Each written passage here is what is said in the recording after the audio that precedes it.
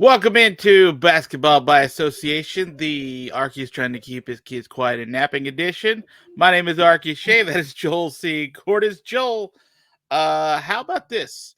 It takes 16 wins to get yourself an NBA championship in the playoffs. Mm-hmm. And if I'm not mistaken, there's only a couple of them that are already at 6. I think you're looking at the guys who own the teams. Like, we're kind of the guys that own these teams.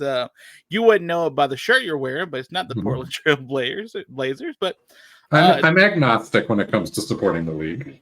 I like almost all the teams. That is true. Theoretically, yes, you support all of them until it comes to the playoff time. Mm-hmm. So let's get into some of this here playoff action, and let's waste zero time because it's hot and heavy. I want to start first, if you don't mind, with the games that happened last night. Can we talk about, if you don't mind, first, Dallas evening the series? Not bad, huh? Coming back with a big win against OKC, and Luka playing well. The team playing really well in Oklahoma City, and Kyrie giving me the first gross talk I've heard from him this year, which he said leaving the arena. He said it's definitely Oklahoma out there, which was nice. But anyway, Dallas coming back doing what we thought they might be able to do, which was to make this a competitive, good series. The only thing I sort of worried about, Joel, was sort of how Dallas would be if Luka was not healthy. Because the thing I did not like seeing was how much Luka struggled early in game one. Now, Luka did go down and was a little hurt in that game. But still, you're talking about a guy who's clearly hurt, had 4 days in between the end of their series and the start of this one. And still, despite that, game one sort of early injury thing, I still wasn't looking Luka-esque. And, of course, the injuries have kind of dominated a lot of the playoff talk this year. But if Luka could be somewhat okay, they've got a shot, and this could be a decent series. Luka took some hard spills in game two as well, hit his face on the floor early on and almost knocked out a tooth. Had another tough spill later on. There was a couple of other guys. Daniel Gafford injured his hand in that third quarter of that game. Derrick Jones Jr. went down hard. It's a tough physical series. Everybody's battling through it, and it is that time of year. So on the one hand, yes, there's a lot of injuries, but there's always a lot of injuries when it comes to the playoffs. And you and I have said for a couple of years, it's no secret that the healthiest team standing is often the one standing with the trophy at the end of the season too. Mm-hmm.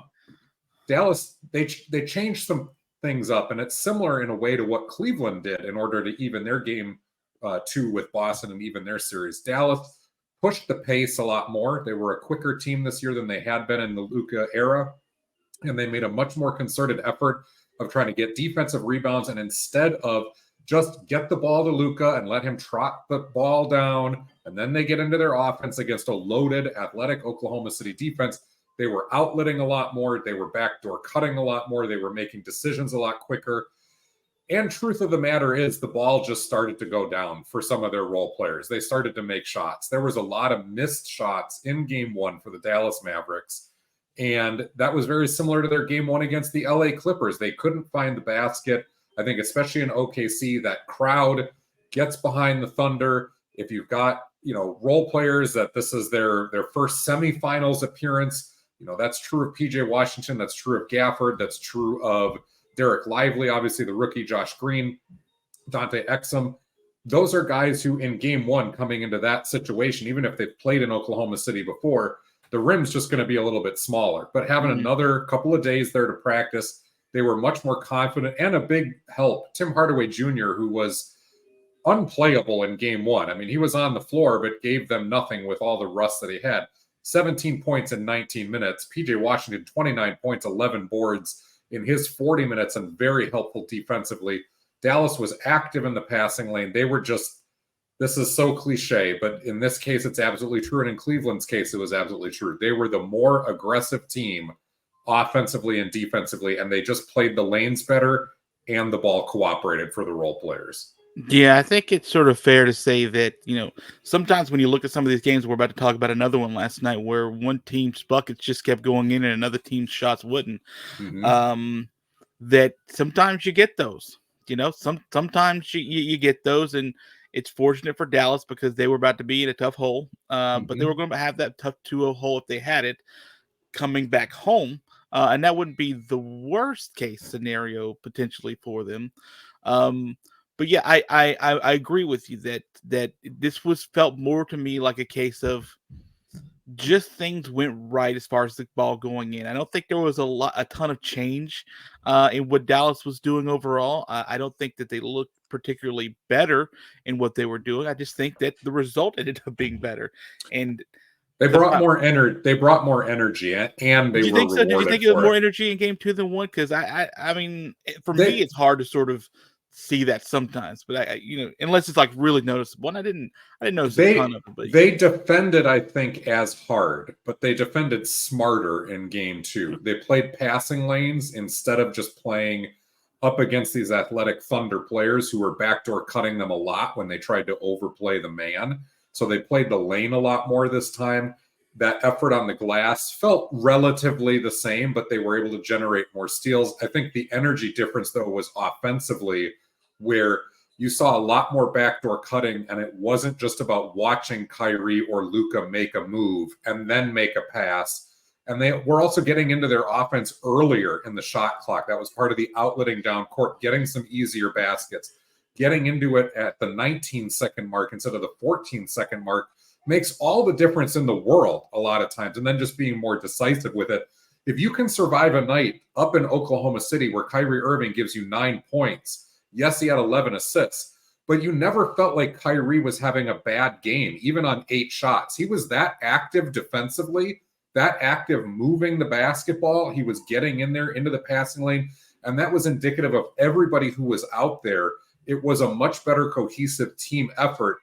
And the Mavs, again, bailed out by the fact that they had 2 other scorers to go with Luka. Normally it's Kyrie and then whoever else steps up. That game 1, it really wasn't anybody besides Luka and Kyrie carrying that load. But for PJ Washington to give you 29.7 threes and Tim Hardaway to chip in those limited minutes, that feels like the mix that Dallas needs. They need those 3 guys. It can't just be Luka. Luka was fine enough, but like you said, he's laboring right now. He's not explosive. I doubt he could dunk the basketball even on a wide open breakaway, which normally he can. He can still knock down a 3, but he's oftentimes releasing and playing off of one leg, and you can see that difference. yeah, and the big strength to his game is like that step back, right? Like that step back shot is it's lethal, and he's got to do it off that right leg, and that leg, that knee's just not good right now. It's just, you could tell it, like it's just, he's suffering. So it's going to be the rest of the playoffs for him. Like he's not going to be able to be fixed anytime soon. I thought if we're going to see anything, it's the time in between game 1 and game 2. Maybe we see somebody looks a little fresher, maybe had a little bit of heel time, but I mean, he may have something done in the offseason for that, and we don't know about it yet. So I want to talk about the Thunder real quick, too, just to point out that as much as Dallas did well, Oklahoma City, you saw their youth when things got a little bit tough. There were uncharacteristic turnovers late in the game and even late in the third quarter. And yes, they only had 10 total, so it's not like they were coughing it up a bunch, but it was uncharacteristic for them. There was indecision on many of the turnovers that I saw. yeah, they were having to battle from somebody was going behind to the whole cut game. one Like, way. yeah, they were, and they weren't. It wasn't an unsurmountable margin the entire game. It's just like they were either on top of or ahead of New Orleans for the majority of that series before. This time in the game was one of the first ones where for the majority of the game they were having to stay within striking distance and try to make a run to get back. And when it came down to the nut crunching time, you're right. I think they made some of those mistakes that they just hadn't been forced into because of the predicament that they had been in with the game. So yeah, it's a good call. And Shai Gilgeous-Alexander, 33 points, 12 rebounds, 8 assists, a steal, and 2 blocks. That's a great box score, but -6 when he was on the floor. That rarely, if ever, happens for the Thunder that he's a minus. Josh Giddey was -20 in 11 minutes. Think about that. And then the other thing that stands out for the Thunder is, you talk about Dallas needing 3 scorers. That's pretty typical for most NBA rosters. Alexander had 33 points. Jalen Williams had 20. Only Chet Holmgren was in double figures for the rest of the Thunder roster, and that was with 11. So they were missing that third guy. Dallas did a good job of not letting Chet walk all over them like they did in game one. He was really, I think, the X factor in that. They let Shai Gilgeous-Alexander get what he's going to get because it's really impossible to stop him. But in 41 minutes, it just kind of felt like he was getting some points. He was making an impact, but it was never, oh, he's controlling the game. He's in charge of this. And I couldn't have told you how many points Jalen Williams had. I would have guessed maybe 10 to 12. For him to be 20, again, it just didn't feel impactful, and nobody else really stood out. So expect, again, the Thunder to come out with a lot of energy in game 3. It'll be in Dallas. The crowd will be in it. The thing to remember that this year in the West, this is the 1-5 matchup.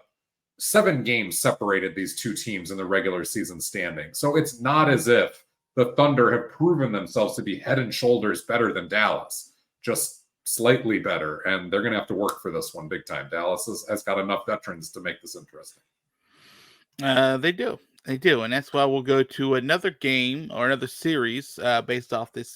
By the way, all of these series except for one, I think you and I both thought was probably going to be 6 or 7 games, probably. And this was one of those. This was not one of those series that we thought was going to be easy peasy for anybody. So I originally wrote down Dallas winning this in 7 over OKC. And I mean, winning game 2 helps. Yeah, we'll see how that goes. Boston destroys Cleveland game 1. Cleveland destroys Boston game 2. Hey, for Boston in the playoffs this year, same song, different verse, right? What we do see is that Cleveland shot much better from 3 again, as we saw in game 2 last series against Miami. Boston was putrid from 3, just couldn't get anything. And the 3 is a major part of their game. They make no bones about it. Like they are going to shoot threes and shoot threes and shoot threes. What were they? 8 of 23%, on 35 attempts or whatever. Yeah, just bad. And that's one of those nights that if another team is hot enough, they make 5 more. That's it. It's just 5 more. But Cleveland, from the outset, they made the shots they had to. Boston never really got into a rhythm. And Boston, again, drops one at home, right? You don't expect them to drop one at home. Cleveland's the one coming off the 7-game series. And now we're split up 1-1 going to Cleveland. Yeah, and in the Cavs case, I don't think any of us were really impressed with that 7-game series win over the Magic. They got it. Man, yeah. The home team won every time. It was defensive oriented, but it was kind of a walk it up, slug it out type of series. And Cleveland's offense never got on track. And then in game 1, we're really beginning to worry. Are the Cavs this hampered offensively despite adding all of these other shooters who suddenly can't shoot the ball in the playoffs? And while Max Strus was only 2 of 7 and Georges Niang still didn't hit a 3 during that game against Boston, Donovan Mitchell, 5 of 7. Darius Garland, 4 of 5. Isaac Okoro, 1 of 1. Evan Mobley, 1 of 2. So all 5 of the Cleveland Cavaliers starters hit a 3. Nobody off the bench, including Karis LeVert, hit anything, but LeVert did have 21 points, and he's been missing in action through a lot of these playoffs, way below his regular season average. This is not the first time this has happened to LeVert over the last couple of years with the Cavs either. But you're right. All of a sudden, the shot started falling. I think a lot of that had to do with Max Strus hitting his first shot, Donovan Mitchell hitting his first couple. Garland saw the first couple go through. Cleveland jumped out to that early lead. And even though they were only up 30-24 after the first quarter, I did sense there was a psychological sigh of relief, like, oh, the ball can go in the basket for us. Like, there is a reason we got here to the 4th seed and into the semifinals. And here again, 3 scorers. You get Mitchell with 29, Mobley with 21, and then Karis LeVert with 21 off the bench. Plus you have 3 other Cavs in double figures. And most importantly, they shoot over 50% from the floor. How is that possible when they were okay? 46% from downtown. It was healthy.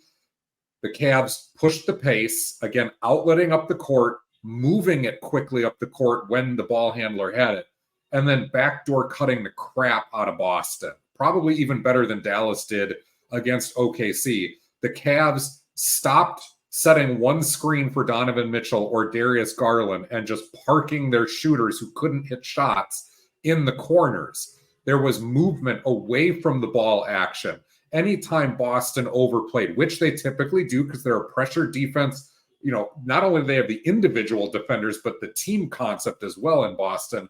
But anytime they overplayed that, Cleveland very, very clearly backdoor cutting. That was obviously a point of emphasis, and it worked. And Boston will, of course, adjust, and game 3 will be yet another animal, over in Cleveland. Yeah, this is where, so we talked about before with Boston and Miami. If you're Boston and a fan of Boston, would you be nervous after a game? I said yes after one, and then Miami went on and got blowed up the rest of that series. Boston has the ability to blow up a team, but the difference here is Cleveland is much deeper than what Miami is. Much healthier too. That was my next. They have dudes who actually can get on the court and play, role players and their stars can get on the court and play at this point. So if I'm Boston fans, still a little worried, still just a little bit worried because you hate to lose these games at home, right? It is tough to be that good, that team, if you're Boston, and to sort of see what happened early on in the Miami series and to have it happen again against Cleveland, to where literally it's just it was a cool shooting start for Boston, and then it got to a cold shooting stretch for the rest of the way, and then slowly but surely Cleveland just kept inching up that lead, just going up and up and up, and no matter how explosive that Boston team is, if you can't make the threes, and they clearly couldn't, you're going to shoot yourself out of a game, and they shot themselves out of that game, and so we'll be. And I mean, let's be real too. They got outworked. Cleveland came into that first game against Boston a little bit lackadaisical, as if the effort level and the speed that had worked against Orlando just barely was going to get it done against the number 1 team in the East, the team that won 64 games. It is a big difference in the Eastern Conference. It's a 16-game difference between the way Boston and Cleveland finished. But you saw Cleveland in game 2. They were the ones hustling. And I thought Boston came out a little bit too cool, as if they were satisfied with what they had done in game 1 and they figured that would be enough. They got out rebounded 44-31. So a team that didn't have Jared Allen out rebounds the Celtics 44-31 and outshoots them. You're not going to do very well with that. But I'm looking at Cleveland, and you said something interesting about how they're deeper than Boston. Sorry, I meant not deeper than Boston. I meant they were deeper than Miami is. Yeah. And maybe I misunderstood that. But, Cleveland is trotting out two veterans who, yes, they can execute the game plan. But Markieff Morris Sr. and Tristan Thompson, every time they're out there, Marcus Morris Sr., both are reminding us that their time in the league is quickly drawing to an end and that they probably shouldn't be rotation level guys. They're exposed every single time. And so really, Cleveland has Karis LeVert, who's been ice cold until game 2, and maybe this will get him jump started. And Georges Niang, who is completely ice cold and is supposed to be a three-point shooter and can't hit the broadside of a barn right now. Sam Merrill, who played 3 minutes in game 2, but played much more in game 1. That's it. So if I'm Cleveland and I do finally get Jared Allen back, I might be tempted to bring Allen off the bench just to try to shore up that second unit and not send Isaac Okoro to the bench, who gave them 12 points in 21 minutes and is a plus defender, but not necessarily a great shooter. So he's not going to give you an offensive burst from the bench. Do I send Max Strus to the second unit and hope that he can fill the role that Niang and Sam Merrill are supposed to? Maybe, but then you run that risk of Cleveland not having enough shooting on the floor on that front line between Allen, Mobley, and Okoro. And you're back to asking Garland and Mitchell to be all of your three-point shooting. So if I'm Cleveland, I'm going to try to stretch this series as long as I can to where I can get Jared Allen back, and I maybe try to shore up that second unit. And then it's just, saying all your prayers that LeVert doesn't have one of these up and down type of series, that he stays up and aggressive, and that one of the other bench shooters maybe comes to play. If I'm Boston, I'm actually not real worried about this, other than I look at the tape and I go, we got to up our intensity level. We got to stop getting backdoor cut and overplaying. That's a mental thing as much as it is a scheme thing. And we got to keep the rebounding battle even. And if we do that, we're just going to trust that the shooting percentages are going to regress and progress to the norm because Boston's been by far the better shooting team than Cleveland down the stretch of the season here. Yeah, if I'm Boston, I'm a little worried. Like if I'm the fan, but if I'm the team itself, I know that this has a chance to balance itself out pretty quickly. That going to Cleveland game 3, you got a shot that if you say, I don't know, shoot 40% from 3, that's a very different game than what it is. And what was that? 18, 24-point game that ended up being against Boston. All right, over to the West we go. Joel C. Cordes. Listen, we don't believe in jinxies here, and I know some people don't want to say things out loud because of the jinxies. I don't personally believe in the jinxies. Although we were texting back and forth when I think it was like 80-50 or something, like in favor of Minnesota. And I felt bad because I think Minnesota then gave up like the next 10 points or 12 points. And I was like, well, okay, I thought that after you texted me, I was like, see? But an all-time defensive effort. That was crazy. How do you think that was the effort more so from Minnesota in game 2? Or do you think Denver wasn't expecting that kind of aggression? Because listen, Jamal Murray was not happy after the game. Like he was like, and I don't mean like mad, this frustrated, did not sort of seem, I guess, himself, right? Like it seemed like it got to him.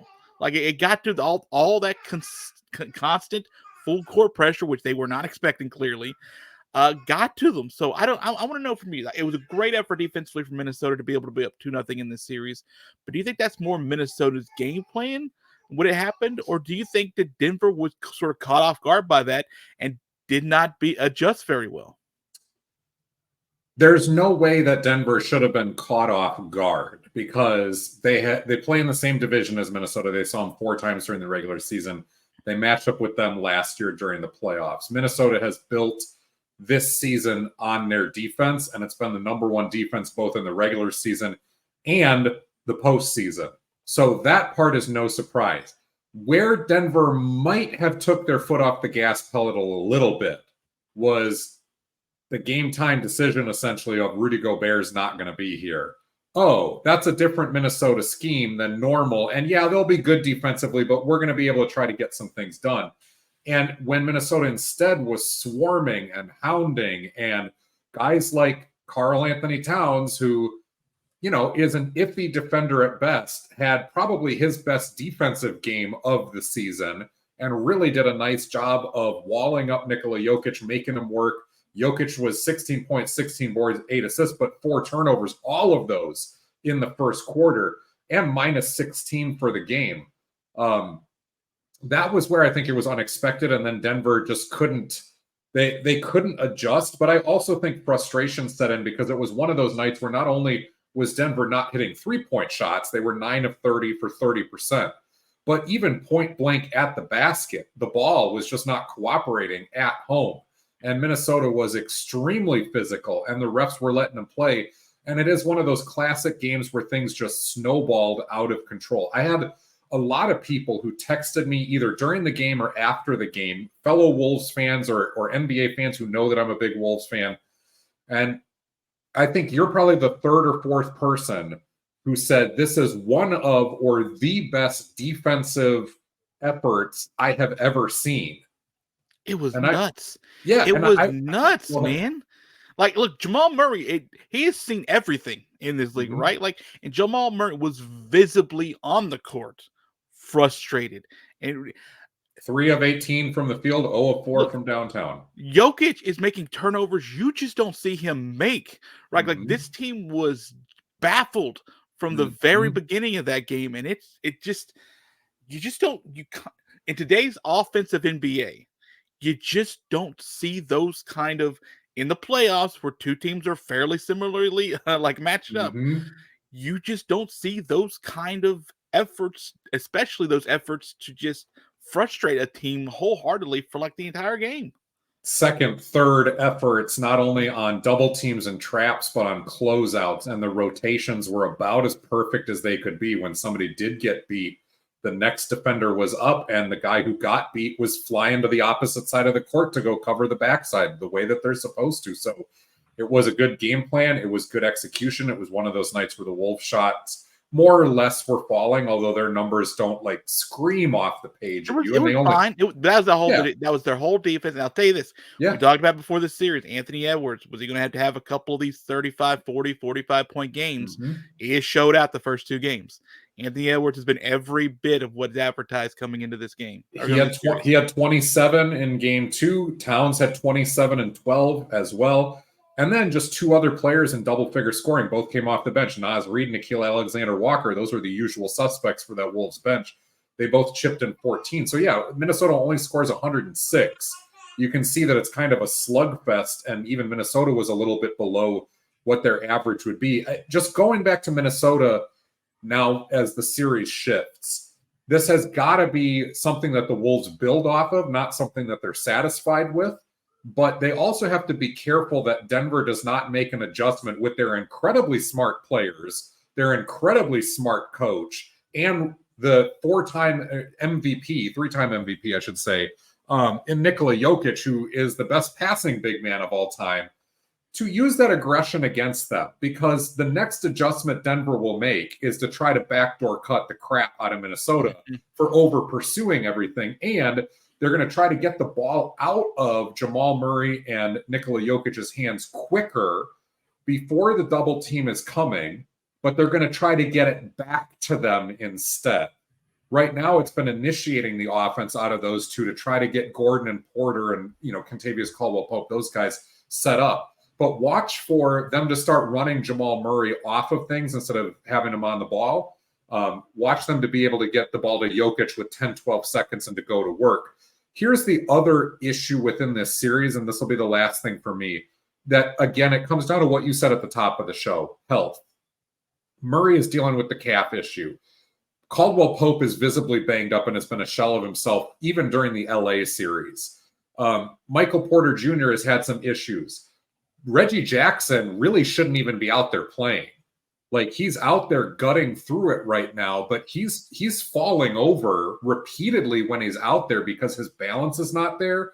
And I know he got in the highlights because Anthony Edwards crossed him up and he fell over. But it's like, dude, you're crossing up a guy who has been on his butt multiple times in this game already. Like, Reggie Jackson is not right. And kudos to them again for pushing through it because Denver just does not have any guard depth behind those three. But meanwhile, Minnesota, as far as we know, has all healthy guards and has 4 or 5 really good ones to choose from in Mike Conley, Anthony Edwards, Monte Morris off the bench, Nickeil Alexander-Walker off the bench. Then you can bring in a guy like Jordan McLaughlin who will run the point for you and all those big, long wings that they have. Minnesota is the deeper team right now and the healthier team. And they were the team that was the number 1 seed in the conference up until the final week of the season. Denver finished 1 game ahead of them. So for everybody who's like, oh, this is a major upset that Minnesota is up 2-0 on Denver, it's like, no. I get Denver as the champs. But this is no upset. These are 2 very evenly matched up teams in the same division who know each other backwards and forward. It's an upset because we know who Denver is. We don't know Minnesota large scale wise yet. You're finding out. You're finding out right now. Hey, real quick before we move on to the final series, thoughts on Jamal Murray not getting suspended for throwing out that hitting pad on the court? I thought it was an easy call to suspend him. I know the commissioner doesn't really like to do that, but no one does that. Players just don't throw stuff on the court at other players or at referees. Yeah. That's garbage. That literally threw at the feet, and it could have hurt 2 different players in that same moment had it not been the heads-up throwaway of that. So I don't like it. Yeah. I thought it was suspendable easily. To get a fine? No way. Come on. I understand the refs missing the call in the moment. They said, we did not see where it came from. We had no idea. We didn't want to randomly just try to eject somebody. So I get that. But in hindsight, knowing where it came from and the mystery is solved, if you're going to suspend Patrick Beverley for 4 games next year, which is, I think, appropriate, then you should be suspending Jamal Murray for probably 2, I would think. And again, yes, that screws the champs over, but the NBA picking and choosing about when they want to enforce certain things, that is not a good look. That kind of goes back to what we'll talk about in a few minutes with, Rick Carlisle complaining about the New York Indiana series. And while I think Carlisle's complaints are biased and overblown a little bit, you still do see that where, yes, the referees since the All-Star break, it clearly was a league mandate, have stepped back and let the game be more physical. It's not just the playoffs that have been more physical. It was the final 2 months of the season that were that way. And so there's a lot of things now that guys are, launching towards the rim, getting knocked down, getting no call. And that used to be they would get to the line over and over. But it still is happening at times where certain players do that, or certain players just get a hand on an elbow on a closeout and they go to the line. But nobody else is getting that call anymore. And that's where the inconsistency, and that's where the red flags jump up at times, especially now that gambling is legalized in the NBA, and that's an easy scapegoat. But it also is something where people are going to be more in tune to that being an issue, especially because the NBA has a couple of black eyes in its past, just a couple of years, not a couple of years ago, but, less than 20 years ago, where that was a real concern and a question mark about whether the refs were calling it the way that they should or not. So that is concerning, yes, Arky, that he did not get suspended. For a league also that's so protective of its refs, right? Like it's so protective of the officials. And I understand it's the integrity of the game. You should protect them to a degree. Basically only having like a last 2-minute report essentially out there to be answered for. To then have a player throw something while the game was happening towards a ref, the ref wouldn't even have been injured by any stretch of the imagination. It's just reckless.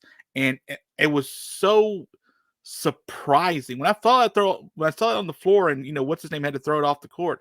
I thought there was something from behind, like a member, a fan or something from behind. Right. There was no way I thought it was Jamal Murray who was throwing it off the bench onto the court. And when I saw that in real time, I guess in a replay afterwards, it was like, Jamal, dude, you get paid $1 trillion. What is this? Like, this is why, I got upset with Joel Embiid and what he did with Mitchell Robinson, who basically knocked him out of the playoffs, essentially, which is, better. You of anybody knows better about this. That should be punishable. Right. And Joel Embiid got away with it too. There's another star kind of getting away from it. A couple of weird. I just don't get it. I don't get it. It's not like they were within 5 points in that game anyway. They were getting trounced. I don't know. I'll say this for Jamal Murray. This is probably something that played into the decision, although I still disagree with it. If you want to play into the decision about his past, then suspend him for 1 game instead of 2 or 3 or whatever. That's what I thought was a minimum. You got to be out for game 3. You got to. Yeah, I agree. I 100% agree. And it's not because, I want Minnesota to have some advantage. And if it was Anthony Edwards who had thrown it, I would have said he's got to be out for game 1. It's just a knucklehead thing to do from somebody who clearly has to know better. That's his livelihood out there. Does he want somebody having free reign to throw something at his feet while he's playing? Right. Jamal Murray, this has to be the strike. This is the one that goes, all right, now you're on a short leash. Now the referees are watching you. If you're mouthing off in game 3, or you're showing those signs, or you get anywhere near that borderline again, it is a quick ejection, a quick hook. It is the league not coddling him after this. If you want to say, well, we've never had an issue with this guy before, he's never been suspended, this is unlike him, whatever, still should be a 1-game suspension. Because if anybody else did that, if that had been, Julian Strother, rookie for the Denver Nuggets, who barely plays and is on, sitting at the edge of the bench, and he throws that in, or Zeke Naji, one of those guys, they throw it in, I guarantee you they're getting suspended. The league will make an example. I guarantee it. I know people were pointing the fact that there's no precedent for it. It's like, well, then this is where you set the precedent.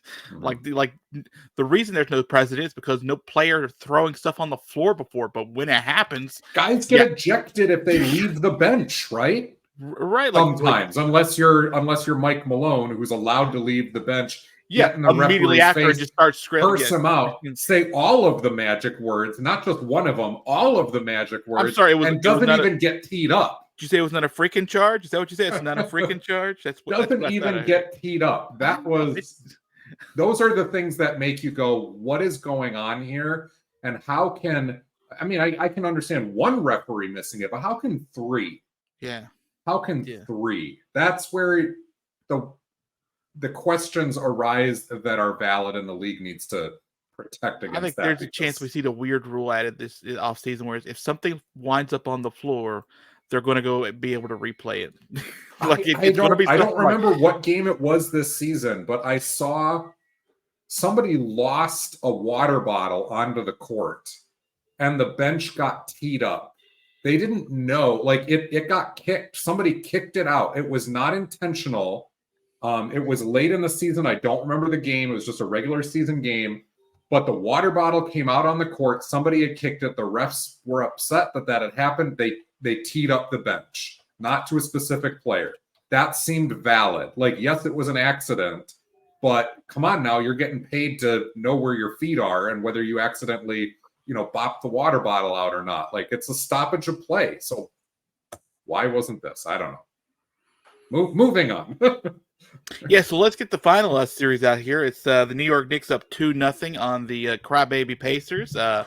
Rick Carlisle. Oh man, this is there's so much dumb meat on the bone for me with this game. But Willis Reed had a pretty good.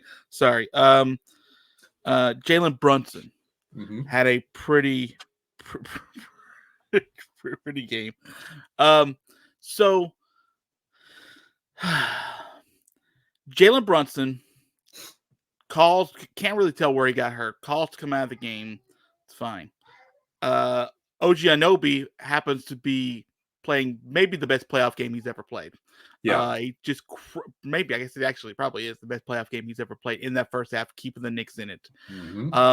Willis Reed comes back out ready to give his best effort, plays a really good second half, and the Knicks come back a brilliant third quarter to get back on top of things, and they end up holding on and beating Indiana for game 2. But that's not the most important thing at this point, all right?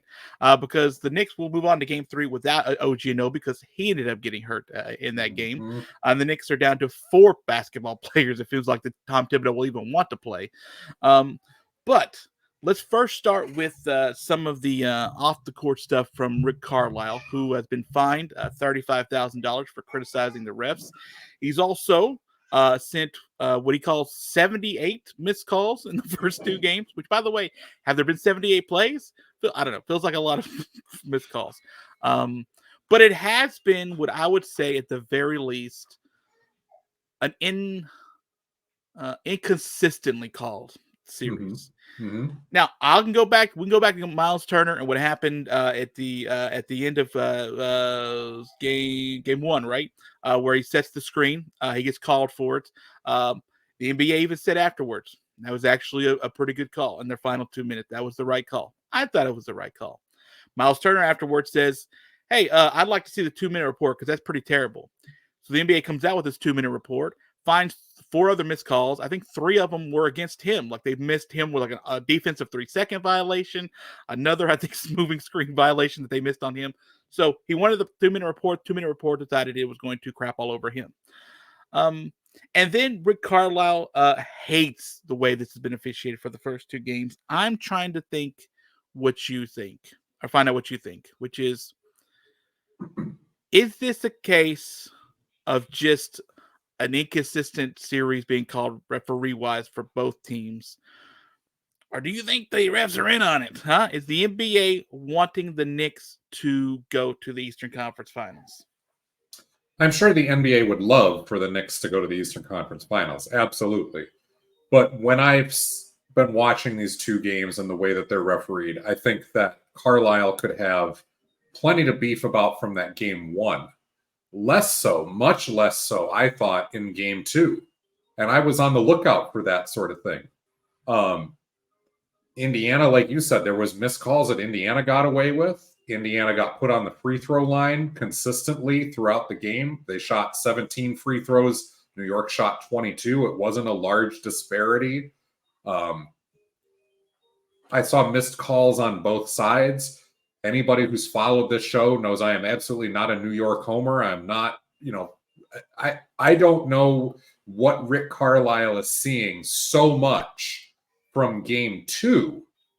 I could understand being ticked off from the end of game 1. But here, Indiana did a lot of other things. And fortunately, Tyrese Halliburton, a couple other guys chimed in and was like, yeah, the calls weren't great. We're not happy about those. But there's a lot of other things we did, such as getting out-rebounded on the offensive glass multiple times by Josh Hart and Jalen Brunson and just the Knicks outworking them late in the game. Or some, dumb shots late in the game too, things that didn't fall. I don't see the referees as having handed New York game 2.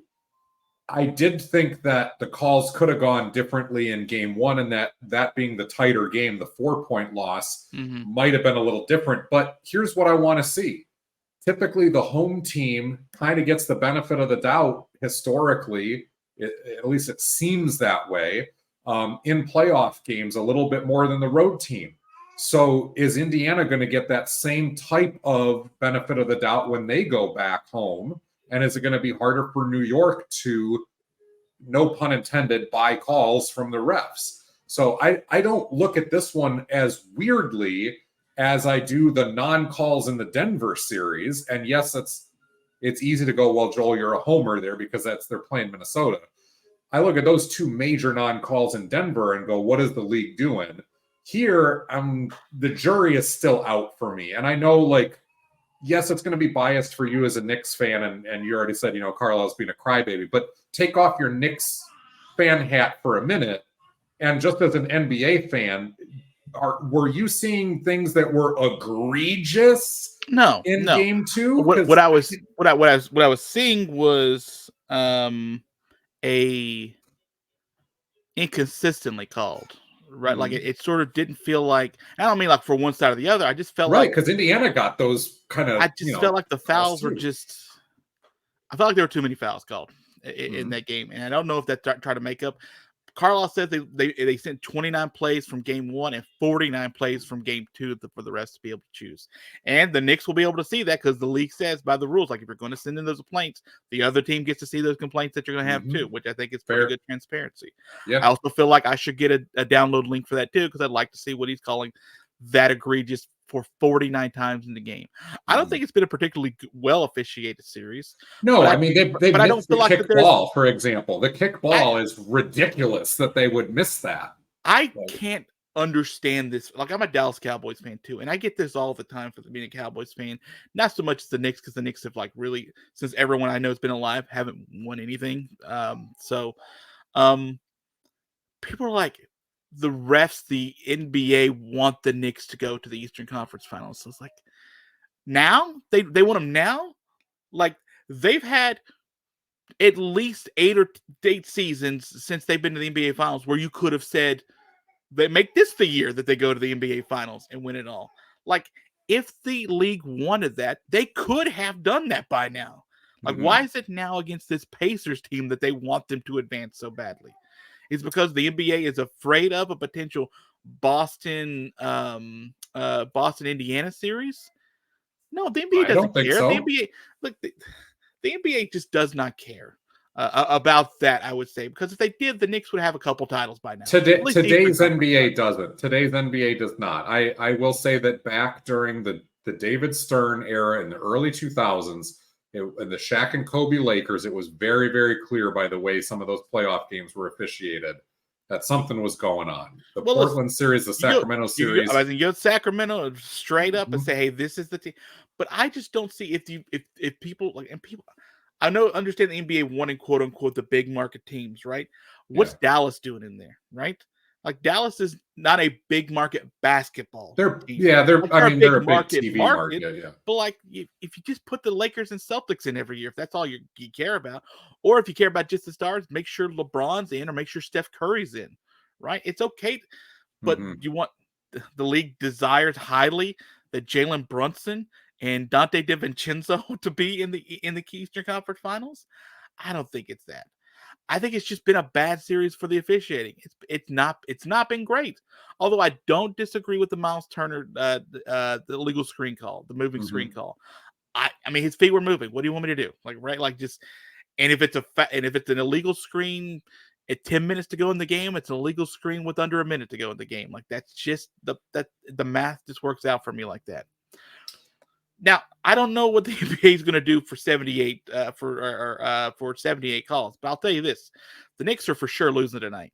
They're definitely losing in Indiana for Game 3. There'll probably be a little bit of blowback from that.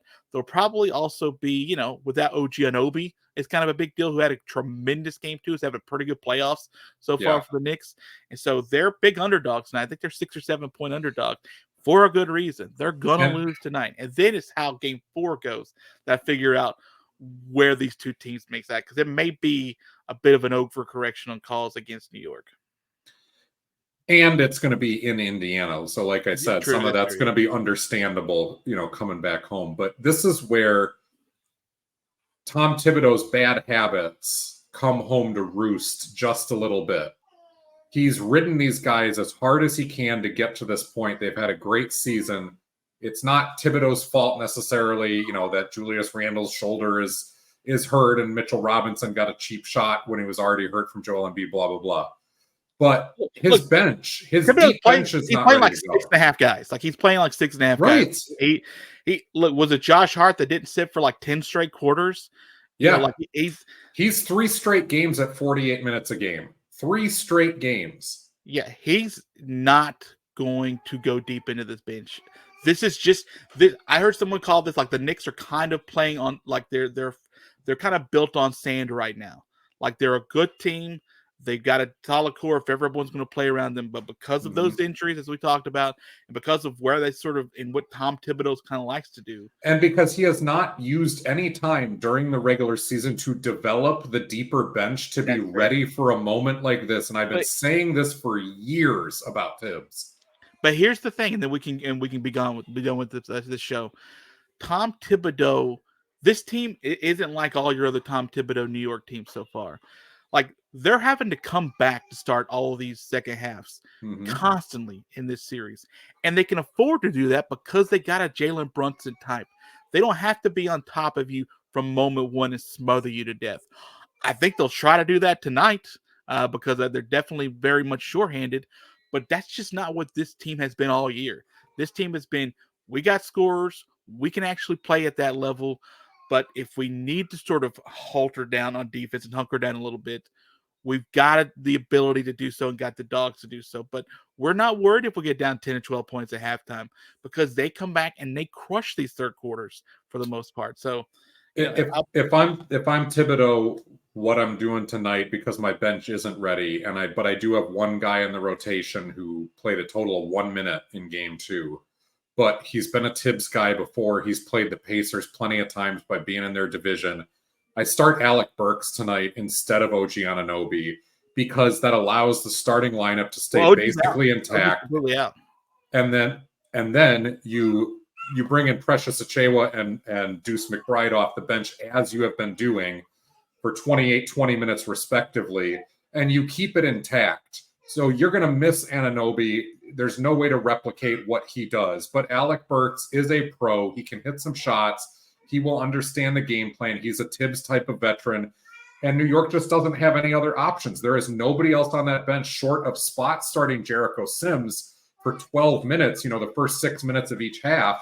But that does you no good because you're playing an Indiana team that starting Sims and Hartenstein together up front, it doesn't do anything for you. So it's got to be Alec Burks tonight. And you're right, it's probably not going to be enough. But this is an absolute must-win for Indiana in every sense of the word. And it can't just be a must-win.